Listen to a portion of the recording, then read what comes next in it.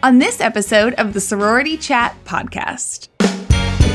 And as a type 3, you might show up, you tend to be very empowering, you tend to encourage others, you tend to help others kind of become their best self. But then, as for instance, maybe a type 4, they have a different style of doing that. They're a little more personal, one-on-one. They're a little more empathetic. They're a little more, they want to dig deep into feelings and personality and kind of motivate people that way. So yes, knowing, what style you have, you can use those general leadership principles, but you're going to do it in a different way than, say, a person of a different type might do.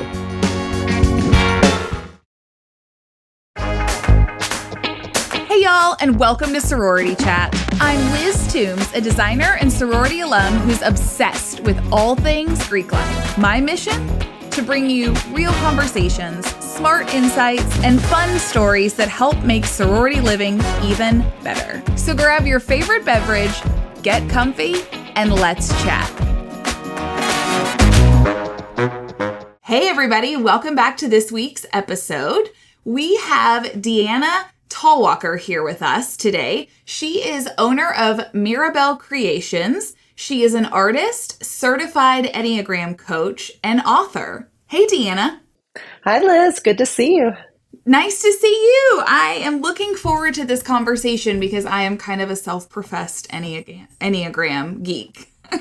Well, I think a lot of people who are exposed to it become that a little bit because it is so fun and can be very informative about ourselves and other people. So you're one of many, I think. You're right. It's the informative side that I find so interesting. So if somebody listening is unfamiliar with Enneagram, let's just start at the beginning, just the basics. What is it?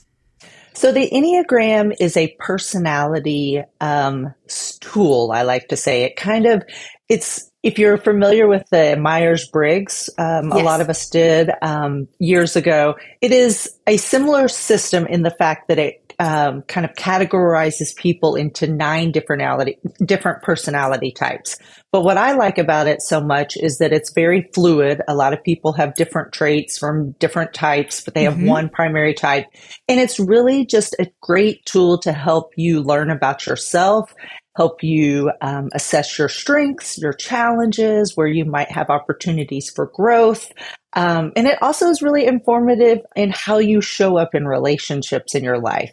Each of us have different ways of communicating, different conflict styles. So it can be really great in helping develop deeper connections with others because it allows you to learn a lot about yourself, but also learn about your loved ones too.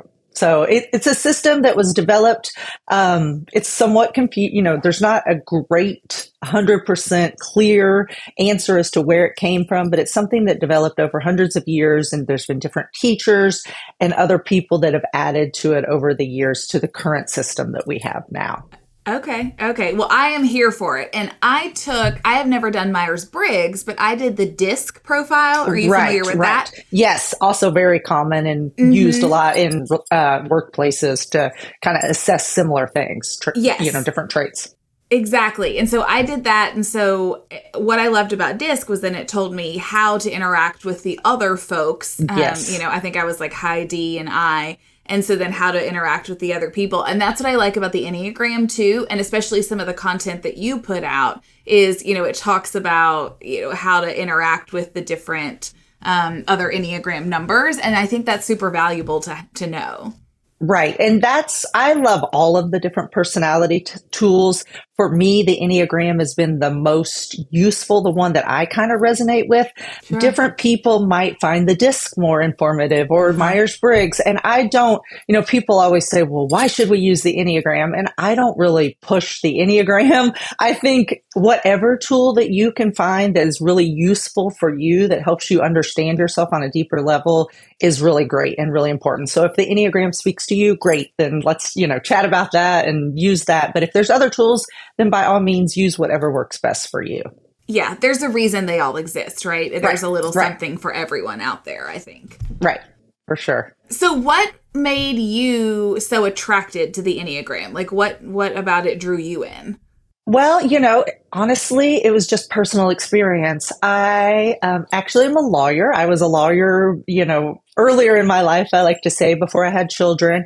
I retired from that once my second child was born, and I started Okay. a creative business, started with invitations and party goods. And then I learned to hand letter and draw because I wanted to make more custom paper goods for people. And then, honestly, I just found the Enneagram online, and I'm a type 6. So if you know anything about the Enneagram, I'm a loyalist, I'm a skeptic. But type 6s tend to really struggle with worry and self doubt. Hmm. We have a lot of trouble trusting others, but also even trusting our own self, our own Hmm. intuition. And so anxiety is something I struggled with for a lot of my life. And obviously still will always struggle a little bit. But Sure. when I found the Enneagram, I think saw it online at first and started reading more about it and found out I was a type 6. It really resonated. It really explained some of the things about me that I was so unsure of. It Hmm. made me feel normal. And like there's a lot of other people out there that don't sometimes trust their intuition too. That doesn't mean our intuition is not worthy of trusting. It's just how we are built. We're built to question things and always be a little skeptical. So it just really resonated and helped me with my own struggles with anxiety. And also was really useful when I found out my husband was a type 1, and how, I Mm. just found it to be very useful for myself. And so I was using it in my own personal relationships for about 6 months or so. And I posted about it online. And Hmm. that's when it really took off. People wanted to know more. They really, resonated with what I posted. They wanted to see more information. So that's kind of how I got into it. It was kind of happenstance. Happenstance. I just was into it myself, posted about it. Other people wanted to know more. And the more I learned about it, the more fascinated, and also I found it to be very effective, very useful in my life. So then I became certified because I was posting about it so much. I wanted to make sure everything I was saying was correct, obviously. So I got certified. Hmm. So yeah, that's kind of how my journey to using the Enneagram all started.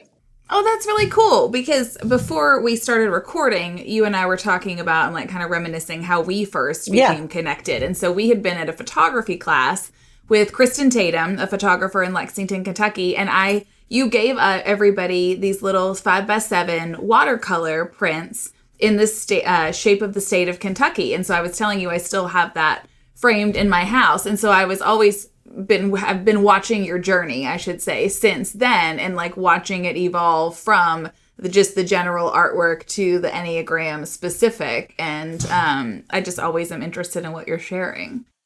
Thank you. But yes, that's exactly what happened. I was doing a lot of paper goods, party stuff and signs, especially back, several years ago. All the word art was so Yeah. popular several Mm-hmm. years ago. But then it just kind of evolved. I kind of, like I said, just, happened to post about this tool that I found very useful. My business kind of took off when I started using that art to teach about the Yeah. Enneagram. So, how do you use the coaching side of things? Like, do you teach classes on it, or is it just to inform you, or like talk a little bit about that?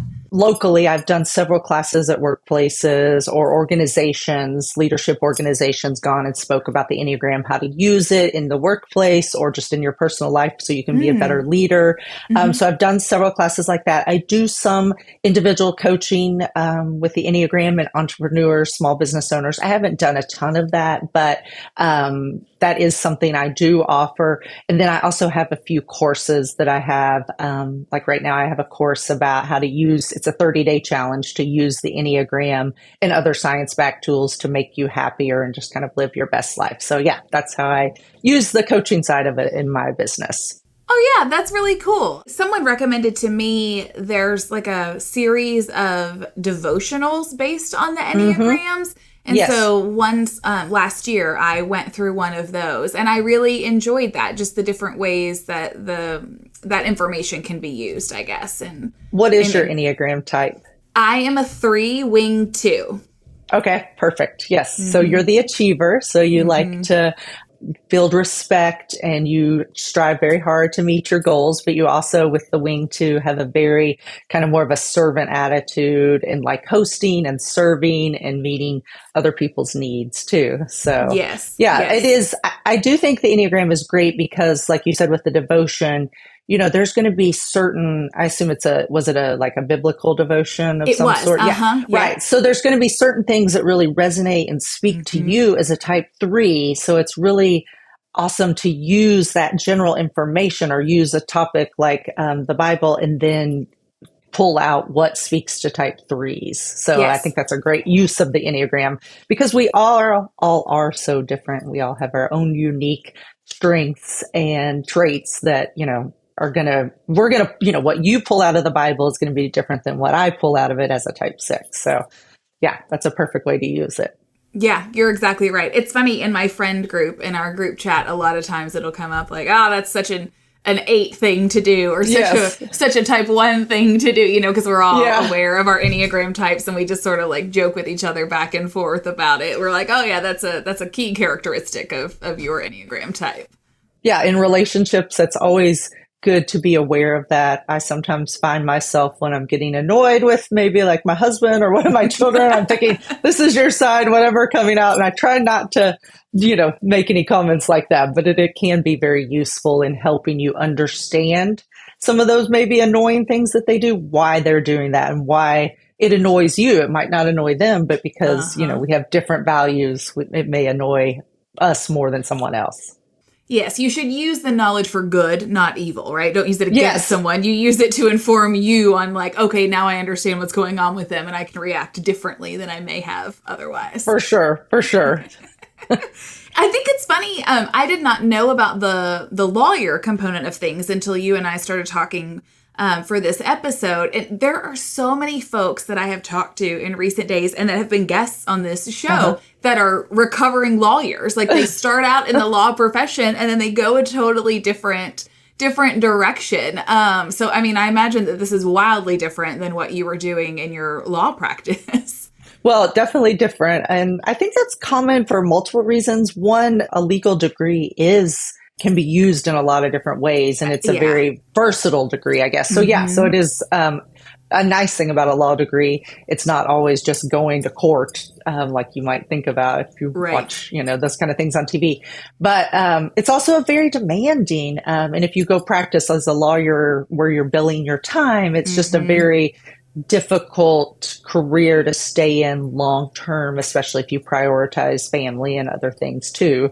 But luckily it is a very versatile degree. So if that's not for you, it's easy to kind of find another path that might be useful. So the one thing, it is very different, but one thing the law does teach you is it does teach you to kind of look at all the different sides. So it did kind of train my mind in a way to approach people, but the law is definitely approaching situations and looking at all the different angles and sides. So that does kind of, in that way, kind of correspond with the Enneagram. It allows you to see that there are often multiple perspectives that need to be addressed or considered when looking at a person or an issue. So yeah, that's a really good point. So you have a book called The Illustrated Enneagram. So tell me about that and how all that came about.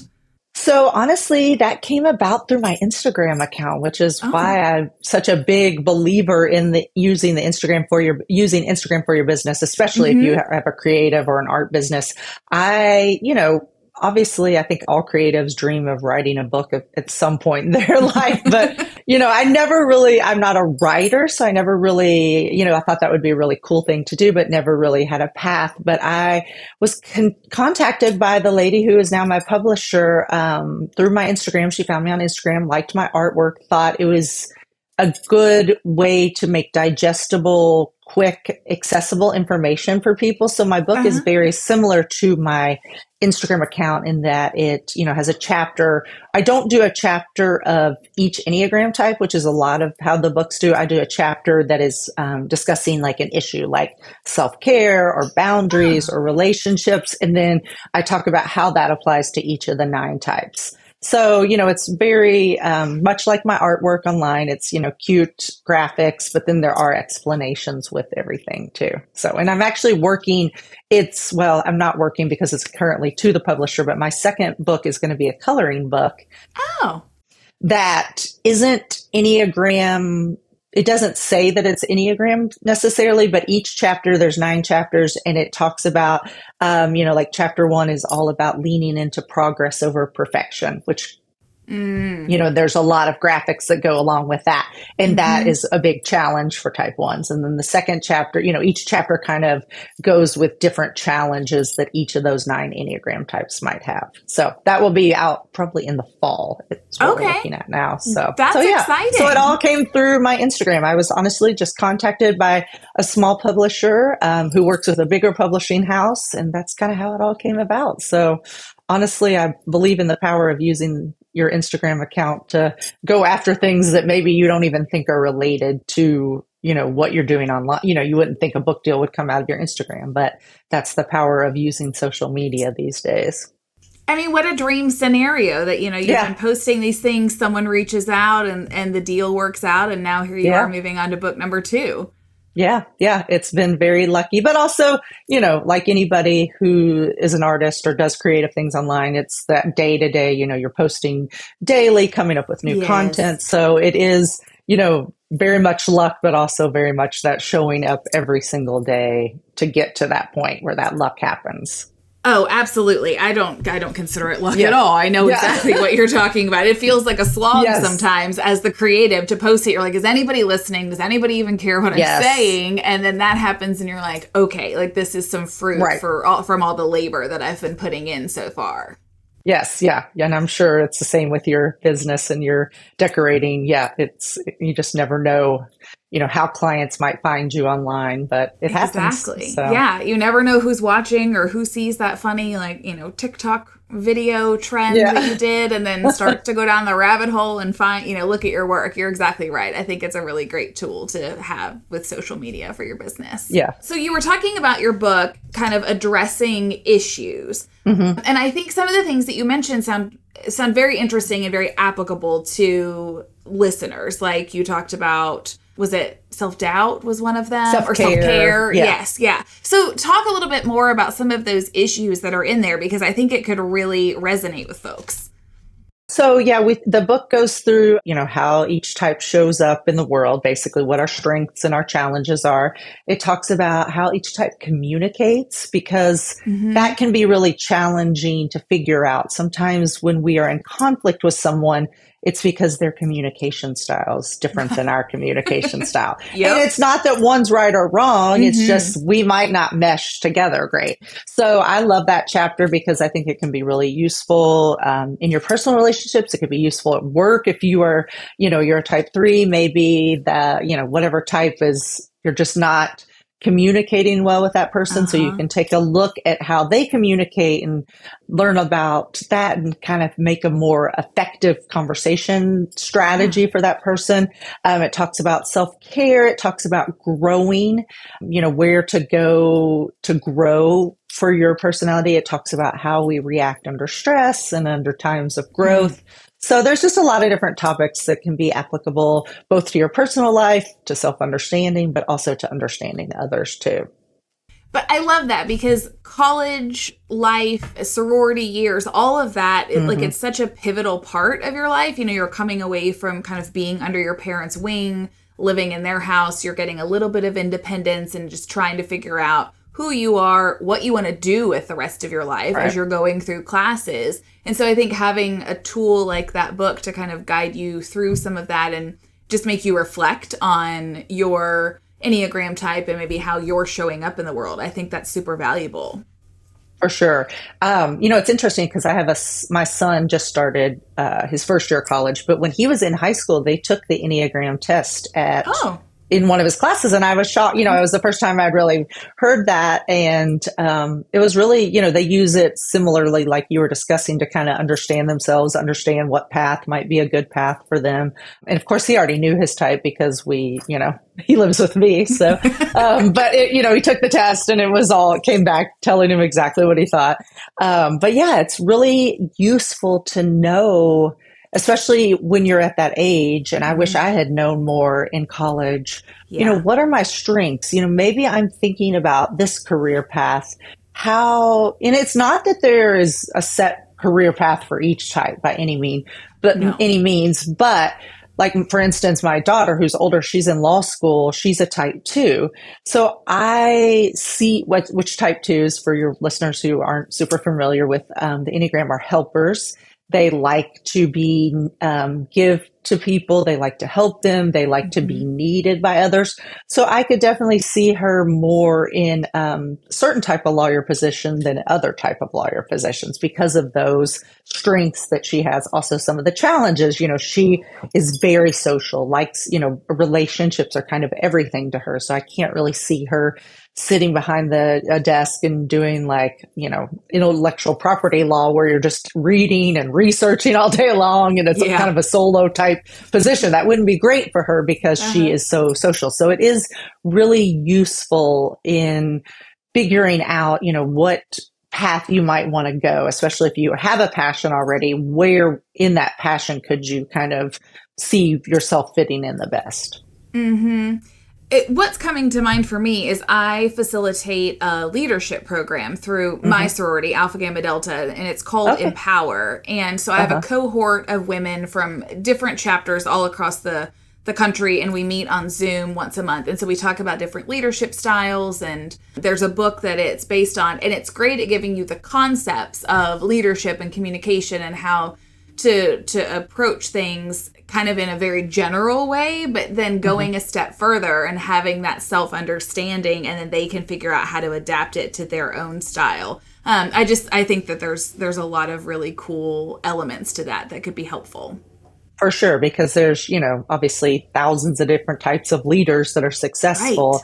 Right. And as a type 3, you might show up, you tend to be very empowering. You tend to encourage others. You tend to help others kind of become their best self. But then, as for instance, maybe a type 4, they have a different style of doing that. They're a little more personal, one-on-one. They're a little more empathetic. They're a little more, they want to dig deep into feelings and personality and kind of motivate people that way. So yes, knowing, what style you have, you can use those general leadership principles, but you're going to do it in a different way than, say, a person of a different type might do.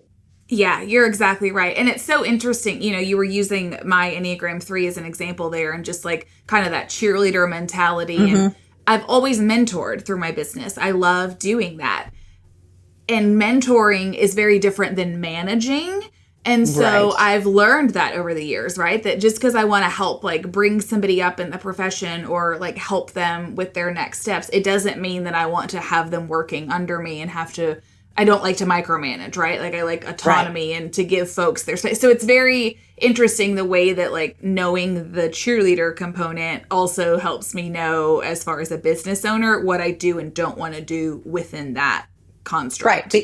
Right, because none of us can be great at everything. So focusing on focusing on our strengths, but also being aware of our challenges and knowing that some of those challenges might be better delegated to other people. The Enneagram is really great at helping you figure that out, especially if you are new and starting out and you haven't really figured out what your strengths and challenges in the professional field might be. Yeah, that's a really good point. It's kind of a good starting place for you when you don't have a lot of experience. Right. Now, you're a fellow Wildcat from the University of Kentucky. Do I understand correctly you were a Theta at Kentucky? I was a Theta many years ago, so...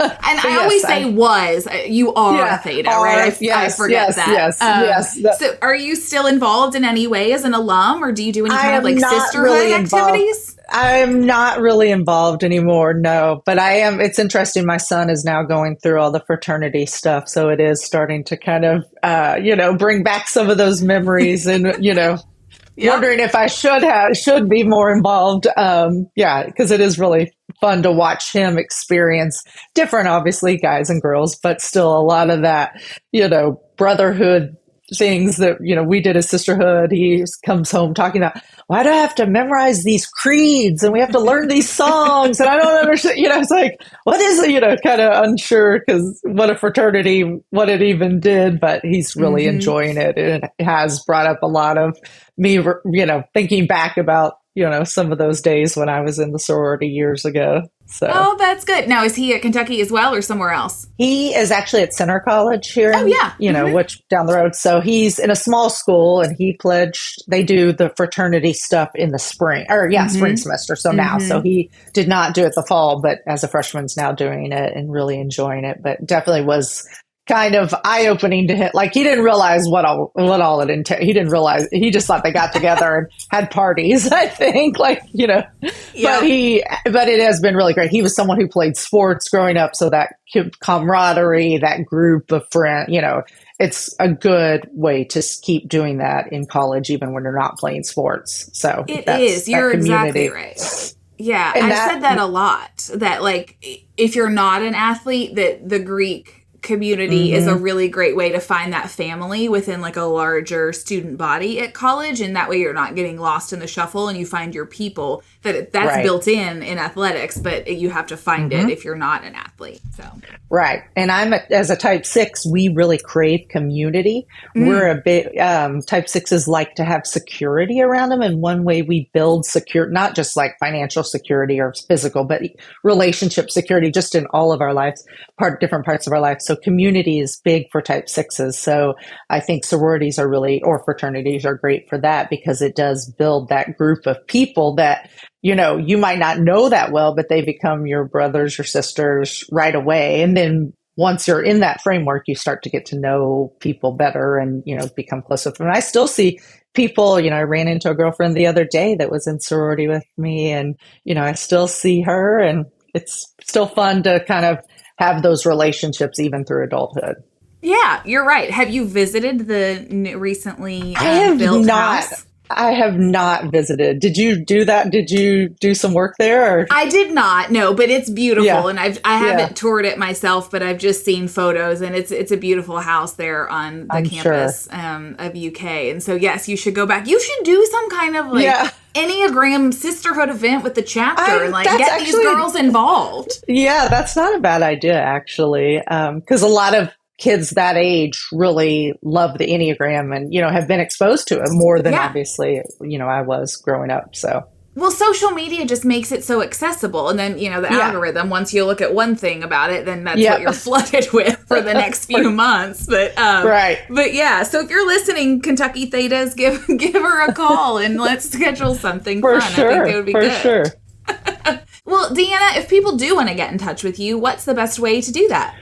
Probably what I'm the most active on is Instagram. So you can DM me there. That's what I check most frequently. That's where a lot of my business and my work, what I use the most. I also have a website, mirabellcreations.com, that I check, that I'm on regularly also. So that's another great way. But definitely Instagram is what I would reply to most frequently, because that's where I am, or most quickly, I guess, because that's where I am the most of my time. Yeah. And then what about your book? Where can people buy the book? You can buy it anywhere online, Amazon.com, Target has it. I think Walmart has it too still. But yeah, anywhere you buy books and Barnes and Nobles. Also, it was, on that, I guess, bookshop.org, which is some of the more independent or smaller businesses. So anywhere online that you buy books, it's available. So. Awesome. Well, thank you for joining us today. And for listeners, if you didn't catch everything she just shared, we will have all of Deanna Talwalkar's contact information in the show notes from today's episode. So thanks again, Deanna, for joining me. Thanks for having me, Liz. It was great to see you again. Yeah, you too.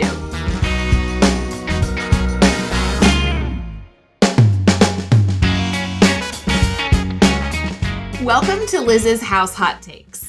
This is where I take the lessons I've learned over the last 16 years of designing Greek houses and offer you my pro tips. The best common rooms feel like living rooms, not like hotel lobbies. Skip the stiff furniture and opt for comfortable sofas, layer in soft throw blankets, and choose a layout that encourages conversation. Bonus points if you add a gallery wall filled with items that are important to your chapter and or your organization as a whole. Think about things like the crest, founding chapter composite, your charter, a pen and ink drawing of the current facility, and photos of the sorority founders. You get the idea, but create something that means something to the chapter. listening to another house hot take. For more inspiration, check out the PDR Interiors Instagram or TikTok. I'm Liz Toombs, and this is the Sorority Chat podcast. Catch you next time.